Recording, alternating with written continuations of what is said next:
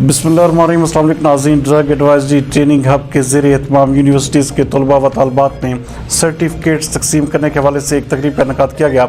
हमारे नुमाइंदा ख़ुसूसी अहमद बिलाल बलोच के मुताबिक सूबाई वज़ीर MPDD मलिक नुमान लंगड़ियाल ने इस प्रोग्राम में बतौर मेहमान ख़ुसूसी शिरकत की, जबकि कंसल्टेंट इंसदाद मंशियात मुहिम सैयद ज़ुल्फ़िकार हुसैन, समाजी शख्सियत Shahid Qadir, Hafiz Amir, incharge school programme Syed Mohsin, Murtaza Siddiqui, doctor Shoaib, Adeel Rashid, Saima Shahzad भी इस प्रोग्राम में शरीक थे। इस मौके पर बात करते हुए मलिक नुमान लंगड़ियाल का कहना था कि मंशियात के खिलाफ हम सबको मिलकर नौजवान नस्ल को बचाना होगा।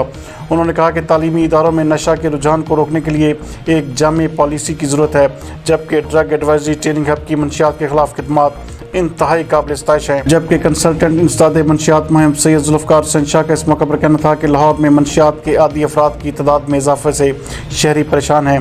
क्रिस्टल आइस महंगा नशा होने के बावजूद इस्तेमाल में इजाफा हुआ है, जबकि तकरीब के आखिर में तमाम तलबा व तालबात में सर्टिफिकेट तकसीम किए गए।